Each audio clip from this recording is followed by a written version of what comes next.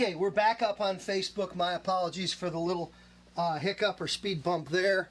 And we're back on board. We never went away from Zoom. We're still here on Zoom. Okay, got to tie my shoe, and then we're going to get into efficiency. I keep stepping on. I think the laces have kind of stretched out on this pair of gym shoes because I tie them and they're still long and floppy.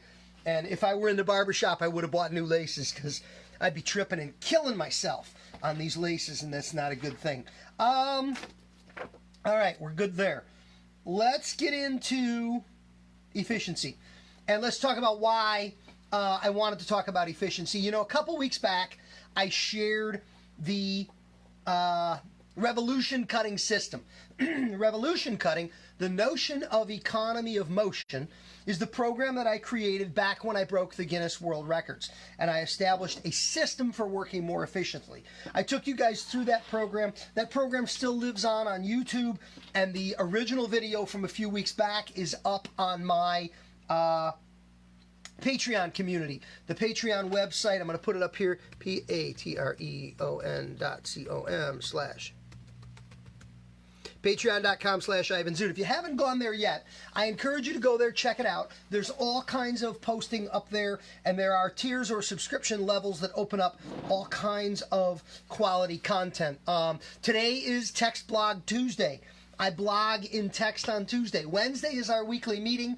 Thursday is video of the week. Friday is the audio post, all on the topic of the week. So we focus on the weekly topic every single week and talk about different things and get a deep dive into subjects for people. And the cool thing is, no matter how you like your content, there are people out there that prefer video. There are other people that want to listen audio. There are other people that just want to read.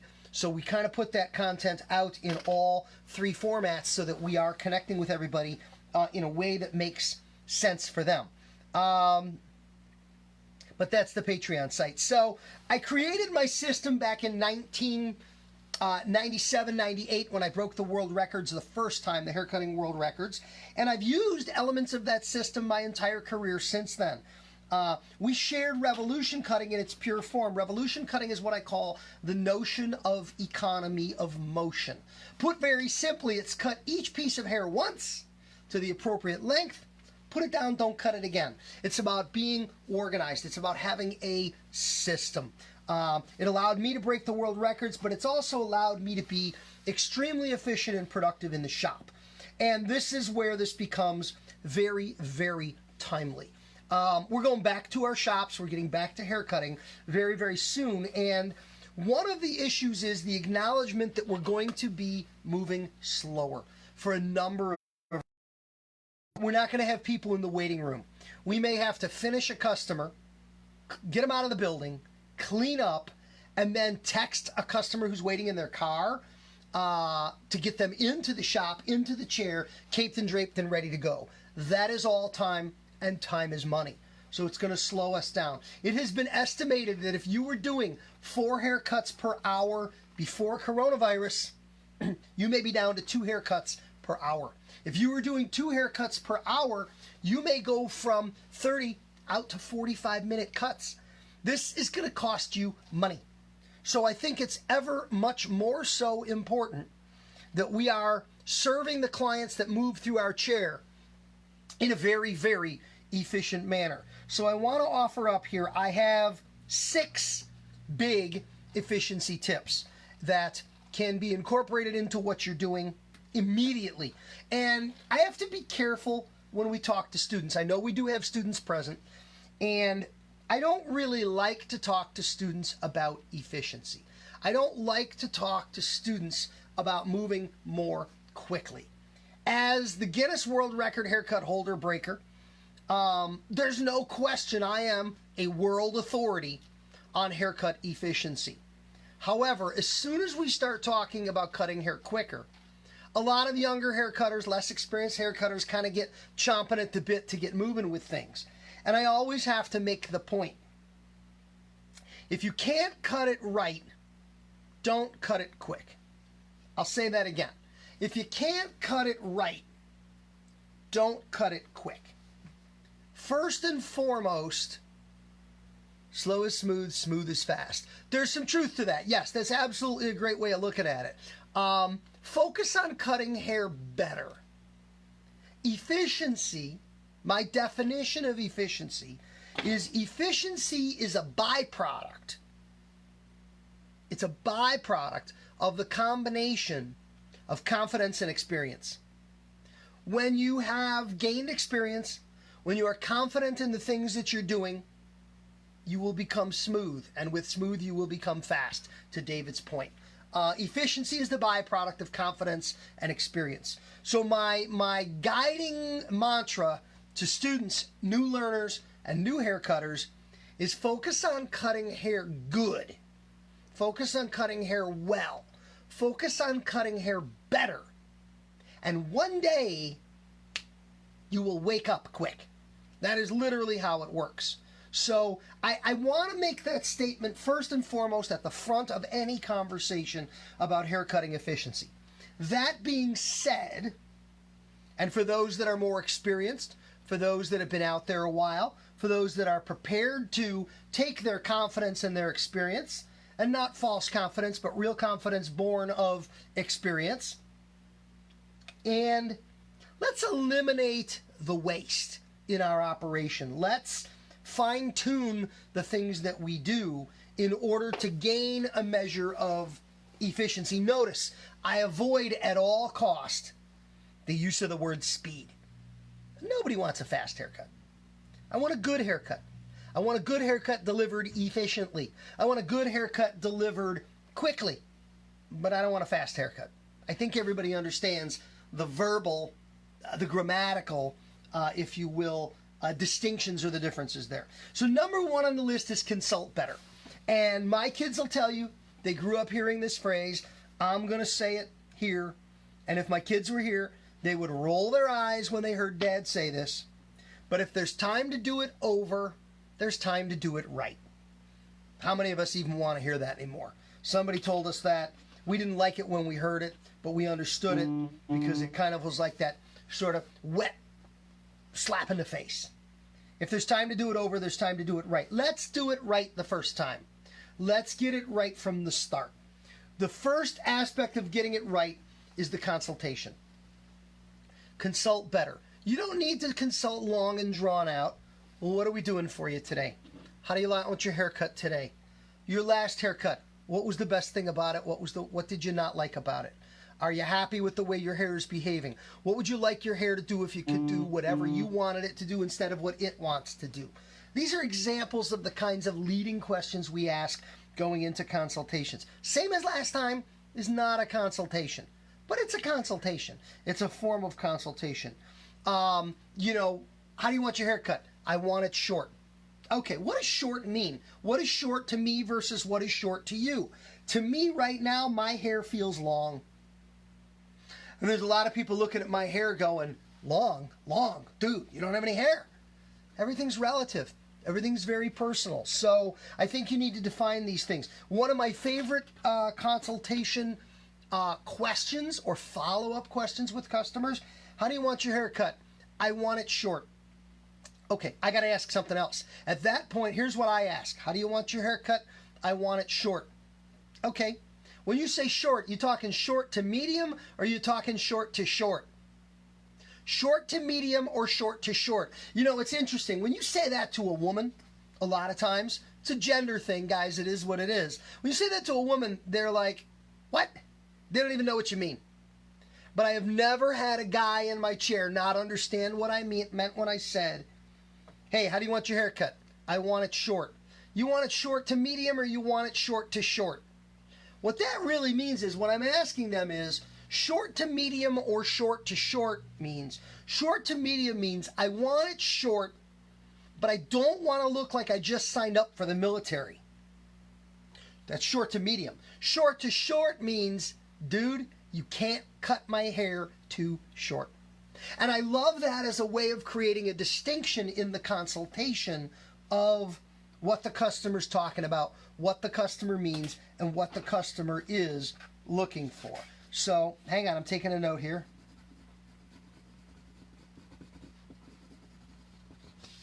That's a great way of helping to refine your consultation. Consult better. Here's a couple other tips. Rules for consultation. Never do a consultation with tools in your hands. Never have your tools in your hands when you do a consultation. Picking up a comb and a scissors is a non-verbal way of saying to a customer, I am ready to cut hair. And until you finish your consultation, you're not ready to cut hair. Do your consultation with your hands empty. That's just a little pointer. I was given that a long time ago by somebody, and I thought it made a lot of sense, and I've always tried to stick with it. Don't do consultations with tools in your hand. So number one is consult better. Have a very clear idea of what the plan is before snip number one. Because anything you do before you have a clear plan is wasted time and wasted energy. Number two, have that clear plan. Now, when I say have that clear plan, I don't mean have a clear plan between you and the client. That's consultation. I mean have a clear plan between you and the tools. And what I mean by that is, how do you want your haircut? I want we're now. That's my consultation. My consultation is rock solid. I am prepared to cut. Question number two, do I have a plan? My plan is, how am I cutting it? Well, zero on the back and sides. I'm going to cut up, I'm going to cut across, and I'm going to square down. I'm going to use my clipper comb. I'm going to use my clipper. I'm going to line an edge with my trimmer, flipping to the small side of my comb. I'm going to use a little bit of firm gel to blow the top up. I'm going to use my blow dryer and my little round brush. I'm going to put in some wax to finish it. That's my plan. Now, I have a plan. That was not my consultation plan. That was my execution plan. Consultations between you and the client. Executions between you and you. How am I going to do it? So before you start, you have a plan. Number three on the list of efficiency tips is cutting with product in the hair. And this is extremely important. Cutting with product in the hair. Every haircut will, in one way or another, benefit from having product in it when we cut. Product maintains even hydration. Product gives us better haircuts. Product helps us work through the hair. Now, let's talk about the efficiency side of working with product in the hair. And this comes from the idea that when we do hair, we wet it, we cut it. And when we're done cutting, just about the time we're done cutting, the hair has dried down quite a bit through the cutting process. Moisture has evaporated off. Our hands have worked through the hair. We've pulled moisture off, but the hair is getting dry. And right before we're ready to style, when we want to add product, to style it up, one of the first things we do is we wet it again. Because product spreads through the hair better with moisture or water. So we wet hair to cut it, and then we wet hair to dry it. Well, any wetting we do to dry it slows down the drying process. You see where we're going with the efficiency concept here? So the idea is, if you wet the hair to cut it, and you apply product to the hair before you cut it, as the hair dries down during the cutting process, it dries down with the product already in the hair. So at the end of the cutting process, in order to dry and style the hair, there's no need to wet it before you dry it.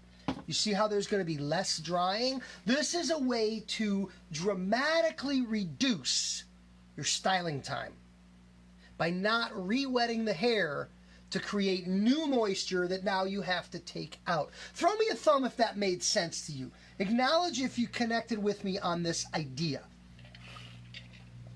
This is one that I sometimes need to dig into a little bit to provide some additional explanation for, because it's the justification for using product up front so that we can be prepared for styling product on the back side.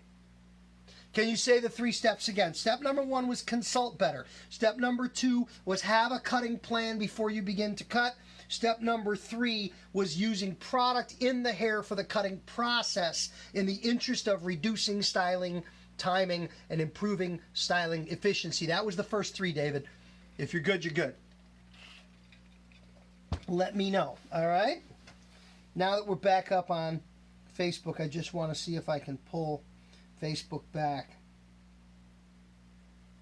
because we had our little technical drop there. It happens from time to time.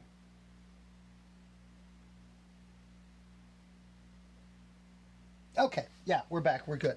All right, so that was 3, cut with product in the hair. The next thing we want to talk about is section size. Number 4 on the list is section size. And what we mean here is this. This is where I'm going to give you contradictory information.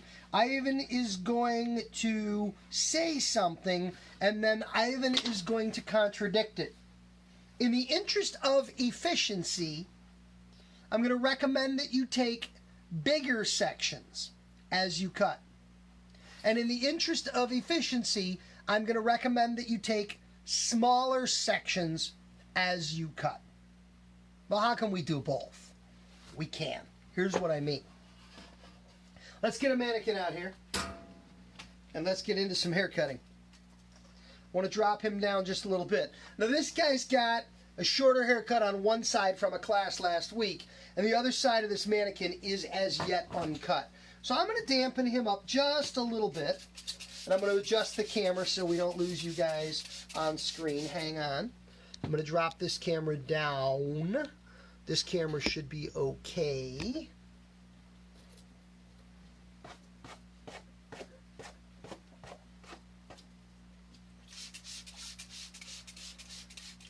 What we're talking about here is section size. Get some water in through here so that we can work with this with a little bit of hydration.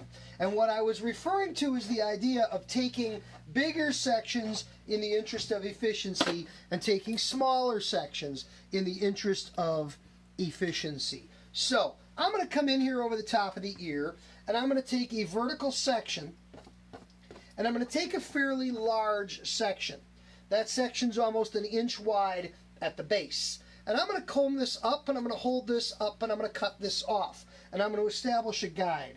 And I'm going to work my way down the head. I'm working sort of, I came 90, I came 90, I came 90, I came 90. Kind of 90, 90, 90-ing that. So I've got a big fat guide section here. And here, I'm just coming 90 degrees off the side of the head. So I've kind of 90'd this up. Now, because of the width of this section size, you can see that from either side of that section, the hair's converged into the center. If I part perpendicular off of this, and I take a look at this, it's going to be shorter in the middle and longer at the two sides, because those sides came in to converge. So I took a large section. Now, if I move over and I take another large section, I can work very efficiently. Notice I'm going to come out 90 off the head, but there's my problem. My problem is I'm working with big sections for efficiency, but I can't see my guide. So my suggestion to you is take big sections to establish guides, take smaller sections, let's not be so ambitious, so that when I do hold this up, boom, look at that, I can see my guide. I want to suggest smaller sections to help you maintain visual reference to your guide. And when and where you can, I want you to take larger sections in the interest of efficiency. Now, one of the things you'll notice is as long as you can see the guide, if you hop through the head in big sections, you're going to end up with some of what we call scalloping. Now here, since I can see that guide, I'm going to cut it. But arguably, these are some big, meaty, honking sections of hair. That's going to create some lateral scalloping where we move on either side of this. By lateral scalloping, what I'm referring to is as we cross-check, as we work 90 degrees or perpendicular to the sections we've taken. These were all cut, guys, with what we'll call vertical sections. And here, I'm 90ing this out like crazy. This whole front half from my first section forward now, this whole section here is a perfect 90, 90, 90 at about, what is that, 4.5 to 5 inches. But if we come perpendicular on this, if we come opposite this and hold this up, you may see some scalloping in here. You may see some up and down variation as a result of the condensing of those sections. Big sections to set up your guide, small sections to follow up through them so you can see your guide, and then again, large sections perpendicular to polish off. See these tiny little scallops in here? When I hold this up, you see slight inconsistencies. This is where we'd cross-check. Now, if we electrocute him, take his finger and stick it right in his socket, zzz, and everything stood straight out off his head, you would see this front section here is fairly even. When I come up perpendicular to it, it's evened out nicely. And I got that as a result of using a combination of big sections and small sections. Large sections to establish guides, small sections to maintain our consistency to the guide, and then large sections perpendicular for cross-sectioning. This is very different from that hair cutter, and not a bad thing, but that hair cutter who may follow a more traditional aspect of, and here we go. That hair cutter that switches to the small side of the comb, that hair cutter that is going to cut with very, very fine sections. This is not a bad way to cut hair. Don't get me wrong. I'm not trash talking anybody who cuts with small sections. This is going to be very effective, but it's not going to be very efficient. You're going to get a very even haircut, but it's going to take a long time to get there. So that's where this element of section size comes into our discussion of efficiency and productivity. Can anybody have any questions on that? Anybody not clear on the idea of the relationship between big and small sections with working efficiently? Anybody got a question or comment on that? Now's the time. Offer it up. I'm happy to address it if we wish to. Otherwise, throw me a thumb and let me know we're good to move on, and we will move on. That was section size.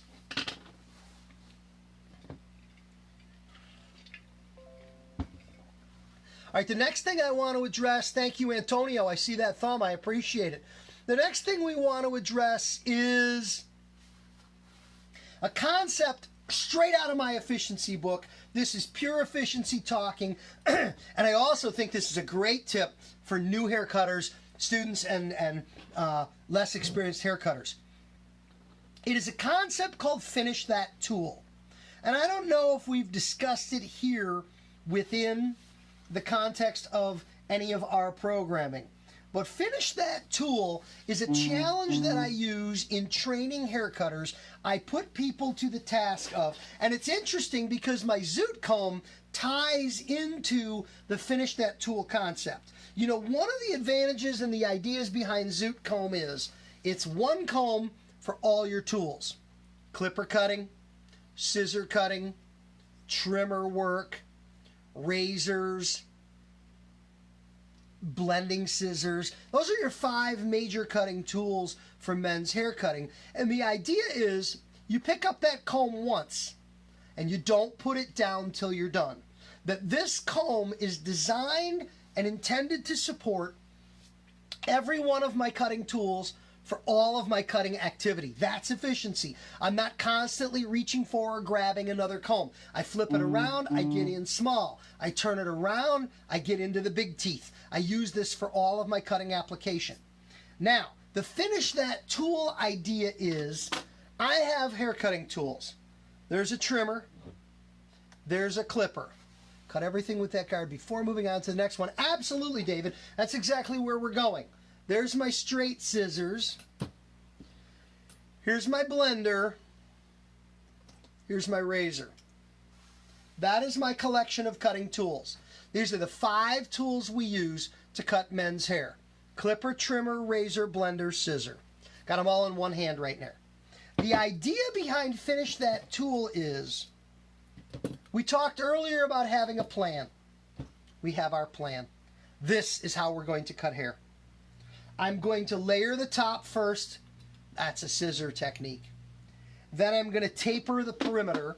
That's a clipper technique with a guard. Then I'm going to blend the haircut together. Well, my blending is going to be clipper, no guard, and my zoot comb with a guard. I'm going to put my guard on my zoot comb to do my blending. Well, then I'm going to line an edge. I'm going to switch to the small end of my comb. I'm going to pick up my trimmer. I'm going to line an edge and detail the haircut. Well, then I'm going to go to my blending scissors. I'm going to switch to my wide teeth. I'm going to go to my blending scissors, and I'm going to finish the haircut. And the idea here is I used all of my cutting tools. I picked up each cutting tool one time, and I used it till I was done with it, and I put it down, and I didn't pick it up again for that haircut. This requires a little bit of thought. This requires a little bit of planning. This requires a high level of efficiency. But I am going to do all of my trimmer work. Sideburns, ear areas, quarter panel, neckline, eyebrows, ear hair. No nose hair during coronavirus, but you get the point. I'm going to do all of these things with my trimmer.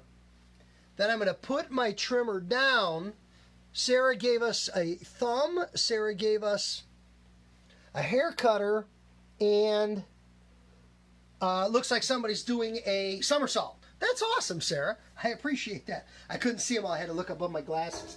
I think this pair of glasses is old enough that they don't have my bifocal in them, but what the heck.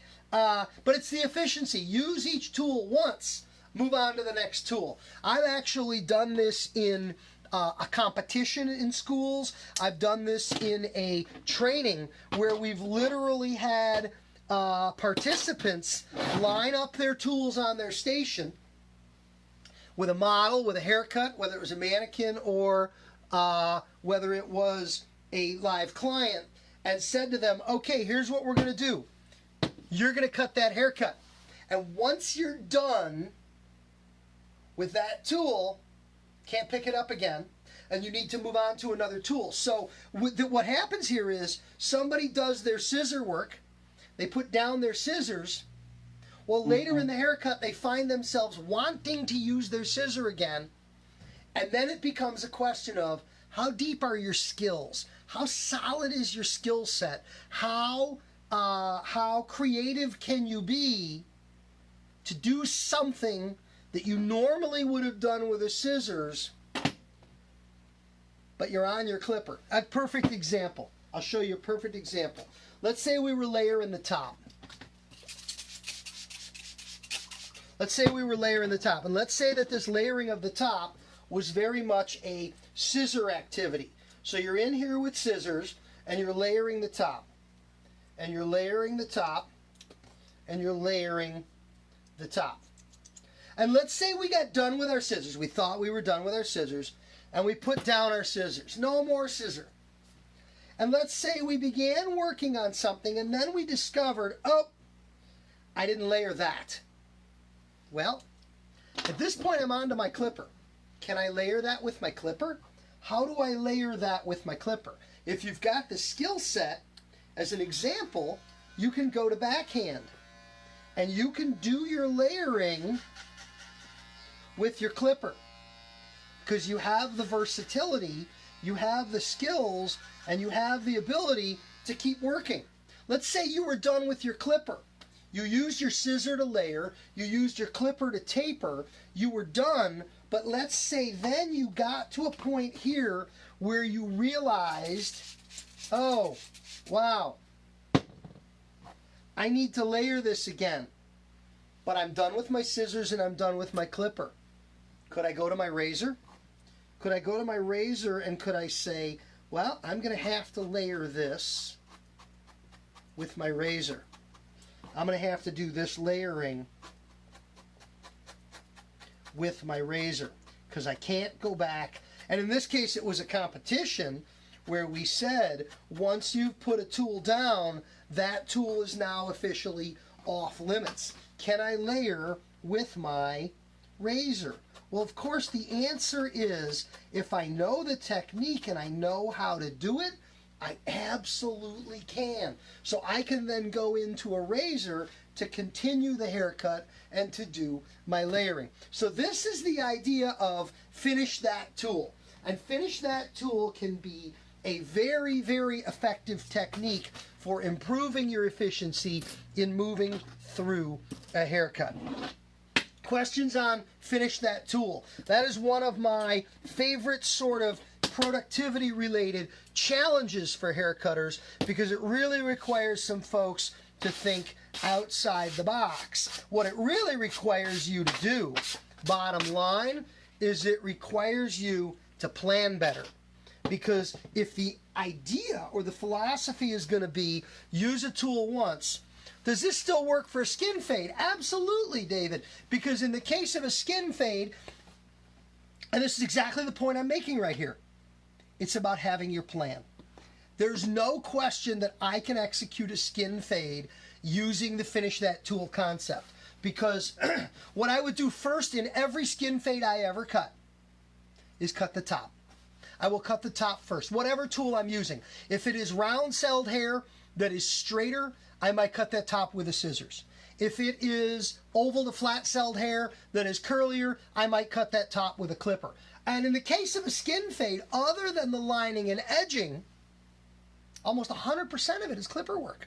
There should be no reason to go back to any other tool. I would clipper the top, I'd clipper the fade in, I'd clipper the back and sides, I'd gut out the bottom, I'd do all my clipper work, I'd put my clipper down and I'd go to my trimmer. Now, in the case of fade work, and this is where fade work can be dreadfully, horribly inefficient, is the guys that, like your comment earlier, use a guard, put it down, pick it up, use another guard, go back to the other guard, pick it up. This is guys that are not sure. This is haircutters that are not confident. Because if you're working with a tight fade, and let's just say you're working with a 1 and a 0 guard, and if you're doing work with a 1 guard open, a little bit longer, 1 guard open, and then you're doing work with a 1 guard closed, and then you're going to your 0 guard closed, and then you're blending off or tightening with your 0 guard open. If you see something on the head and you know, I got to go back to a 1 guard closed, you screwed up. You weren't done when you quit that longer guard. You need to do all of the work that you can, in this case with an individual guard, or in this case with an individual tool. And I would then also argue the idea that when you're done with the fade, when you're done clipper cutting, when you switch to trimmer and finishing comb, the fade better be done. There better be no reason for you to go back to pick up your clipper, because you shouldn't have picked up your clipper or your trimmer until you were done with everything you had to do with your clipper. Does that make sense? Hopefully that makes sense. Now, the last item on the list that we're going to wrap up our efficiency with is probably my top efficiency tip. And I'm going to put this in the notes here for the folks on Zoom. It's called lining early. Now, I know we talked about this in a previous class. I know we talked about this in one of the Revolution classes or some other class, probably where we talked about the world records. And I want to challenge you, and I think this video on YouTube, I think it lives on the Andis page. I think it is part of Andis's YouTube collection from when I worked for them. But you'll still be able to find it. If you go on to YouTube and you type in Ivan Zoot, that's me. If you type in Clipper Guy, that's also how you find me. And if you type in the phrase lining early, this video will show up. Now, the video was shot in a Sport Clips shop salon place, chain salon. And you'll notice the decor when you get there. I think I even mentioned we're at but we were at a Sport Clips. And I had a client in my chair, a live client, who was the model for the haircut.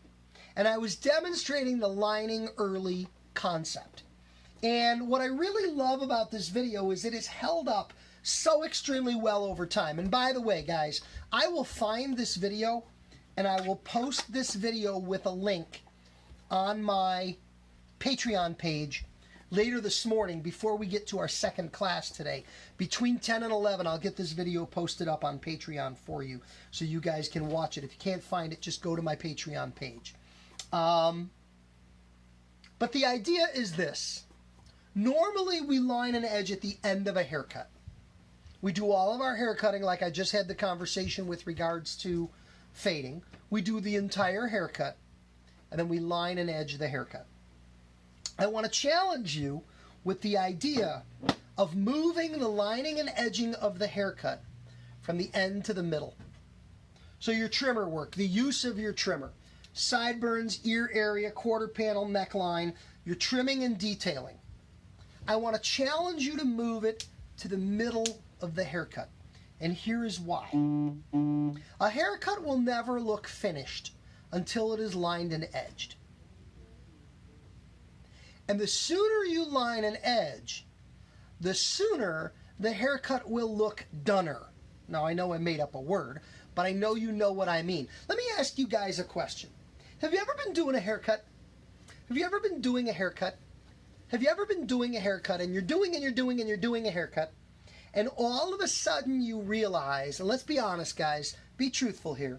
Have you ever been doing a haircut in which all of a sudden you realized, wow, this was a great haircut 5 minutes ago, and it's not a great haircut anymore?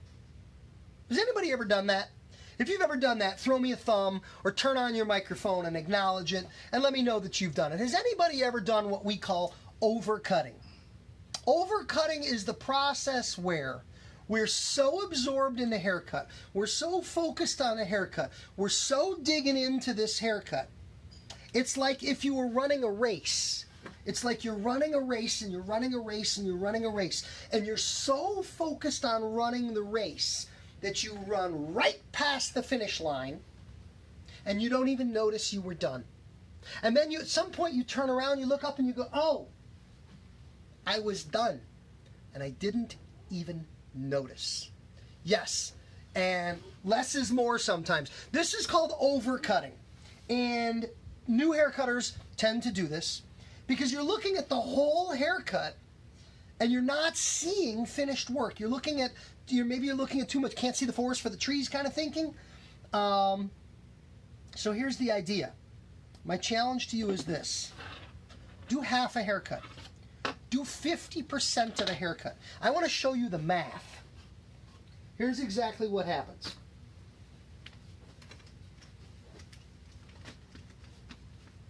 Normally, when we're doing a haircut, my challenge to you is do 50% of the haircut. Stop in the middle of the haircut and line and edge the haircut. Lining and edging is no more than about 15% of the haircut. Okay? After you line and edge, when you go back to the rest of the haircut, normally 65, normally you'd think you'd have about 35% of the haircut left. But if you do half the haircut and you stop in the middle and line and edge, and that's about 15% of the haircut, instead of 35, you will find you only have about 15% of the haircut left. 50, 60, 70, 80. You're done at 80% of the haircut. You saved an entire 20% of your work from your haircut because you could see what finished haircut looked like. When you line an edge, immediately you gain a whole sense of perspective on what that finished haircut is supposed to look like. So that's my challenge to you with this idea, is to line an edge early. And I want to share with you, using this same mannequin that we took a look at earlier, this is not a finished haircut. We're not done blending. Certainly the other side of the haircut isn't finished at all. But it's the idea that if, we layered the top, we tapered the perimeter, we kind of roughed in our blend. But if we stop at this point and say, that's half done, now let's stop. Let's come in. Let's clean up our sideburn. Let's clean up our front edge. Let's taper in our bottom edge here just a little bit with our trimmer. Let's complete our ear arc. And I'm going to stop at top dead center here. But all of a sudden, when you look at the front portion of that haircut, the whole haircut looks a whole lot doner because we jumped in with our trimming. I would complete the trimming process of the entire haircut, and then literally all that would be left would be tweak and polish. All that would be left would be finish and finesse. All that would be left would be the little things to get it from where it is to finished. That's the power of lining early. And what I'll challenge you when you watch the video that I'll post up onto the Patreon later today, when you watch that video, please notice I stop in the middle of the haircut. And when I stop in the middle of the haircut, I don't have any problem with anybody telling me that haircut's not done, because it's not done.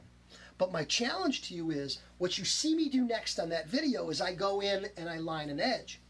And when I line an edge, this guy goes from half done to 95% done. And you look at his haircut and you go, wow, that's pretty great. There's not a whole lot left to do here. And literally I come in and I tweaky, and off he goes. So lining early is this grand efficiency concept, and it flies in the face of how we're taught to work. If you were taught to cut hair in the United States of America, and this is the fundamental difference in how our country versus some European countries learn to cut hair. If you were taught to cut hair in the United States of America, the vast majority of it, man, you had some hair in that video. Clearly David found the video. If you were taught to cut hair in the United States of America, you learn to cut in what's called a linear progression. We're going to layer, we're going to taper, we're going to blend, we're going to line, we're going to edge, we're going to detail, we're going to texturize, we're going to finish. And very few of us ever really deviate all that much from that basic concept. I'm going to challenge the notion of doing that to say, hey, let's break it up a little. Let's change the order. Let's move the lining and edging from the end of the haircut to the middle of the haircut process. Because as soon as a haircut is lined and edged, it will look doner sooner. Questions on anything, guys? We got about 5 left to wrap it up. I'm excited to have shared that concept with you here today, and I look forward to further discussion, and I will find and post that video very shortly. Anybody got any questions about anything? Anything we want to talk about on this subject before we cut you loose and come back for product application at 11 o'clock? Anybody, anything?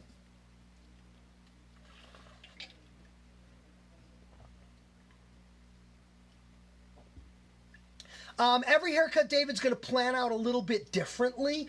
I wouldn't say there's a standard plan for everything. In the lining early concept, I'm just talking about moving the lining to the middle.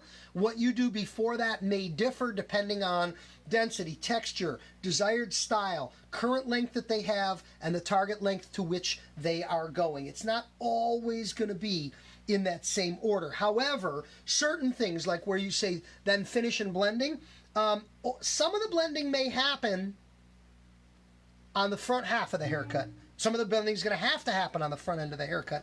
Not all of it, but really the finishing and the polishing, excuse me, and the tweaking, that will definitely happen on the back end. Does that make sense? Let me know. It does. That's what I was kind of going for, just taking your process. So you're saying like this on that basic haircut, you know, hey, cut your top first. You're going, he was using that as an example. You know, you would start the blend, but then you're going to go to the trimmer. You get it around the ear, get off, and then you can hit the trimmer up. So that's about your 50%.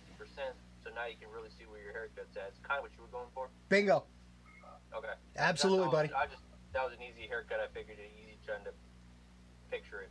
Yep. Yeah, I mean, you know, any kind of real standard, a basic fade or a standard men's taper or a classic taper kind of haircut is a perfect application of this. And you know, I always go back to the notion that I'm a believer that if you're going to be successful at men's hair cutting in this business, you're going to basically do a couple of variations of one haircut most of your life.